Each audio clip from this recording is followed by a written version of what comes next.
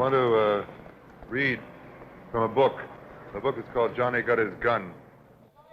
And it was written in 1938, a year and a half before the Second World War. It was... That's what I'm going to read. It was written about an American GI who was sent to France in the 1914-1918 war to keep the world safe for democracy. And he got hit by a high-velocity shell, and they blew off his arms and legs, everything, his eyes. He didn't have anything. He was kept alive like a fragment of meat in a hospital in France. And he couldn't figure out what to do with his life. I mean, he lived, but, you know, he could tap with his head and communicate, but he couldn't imagine what use his life could be. And he gradually began to discover that if people around the world saw him, saw this piece of meat that couldn't see or hear or speak or anything, they would understand the futility and the horror and the stupidity of war. So he sent to his commanding authority and the government and everyone and asked them if they would put him in a glass box and send him around the world, you know, so that everybody in the world could see him. And in looking at him, they would understand, and then they would make all people come together and all people be free. And he waited for the answer because he thought that the governments, once they heard that idea, would be really eager and do it. And the answer came back, and the answer, of course, was no, that he had to stay in the hospital, that nobody could see him, that he just had to stay there, and he couldn't understand. And then suddenly he did. Suddenly he saw. He had a vision of himself as a new kind of Christ, as a man who carries within himself all the seeds of a new order of things. He was the new Messiah of the battlefields, saying to people, as I am, so shall you be. That was it. He understood it. He understood it now. He understood everything. He had told them his secret.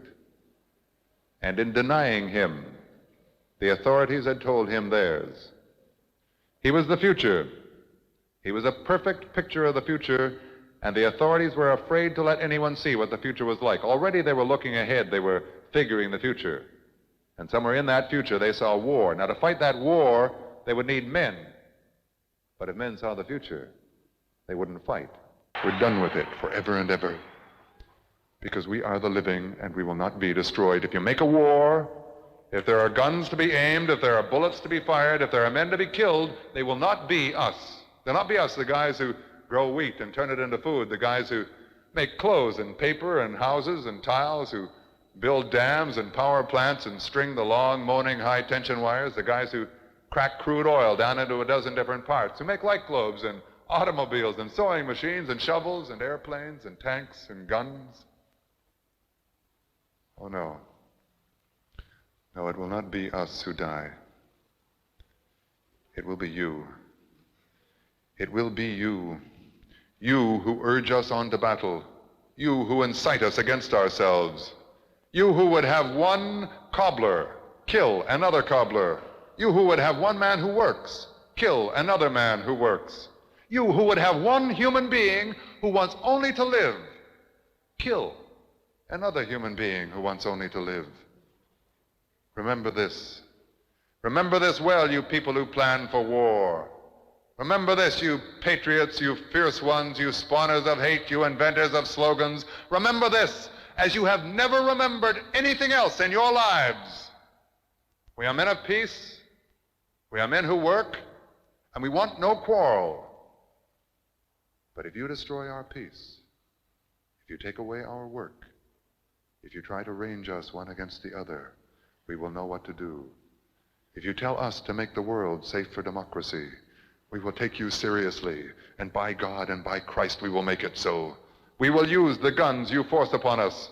We will use them to defend our very lives, and the menace to our lives does not lie on the other side of a no man's land set apart without our consent. It lies within our own boundaries here, and now we've seen it and we know it. Put the guns into our hands and we will use them. Give us the slogans, we'll turn them into realities. Sing the battle hymns, and we'll take them up where you left off. Not 1, not 10, not 10,000, not 1,000,000, not 100,000,000, not 1,000,000,000, but 1,000,000,000, 2,000,000,000 of us. All the people of the world. We will have the slogans, and we will have the hymns, and we will have the guns, and we will use them, and we will live. Make no mistake of it. We will live. We will be alive, and we will walk and talk and laugh and sing and love and bear our children in tranquility, in security, in decency, in peace. You plan the wars, you masters of men. Plan the wars and point the way, and we will point the gun.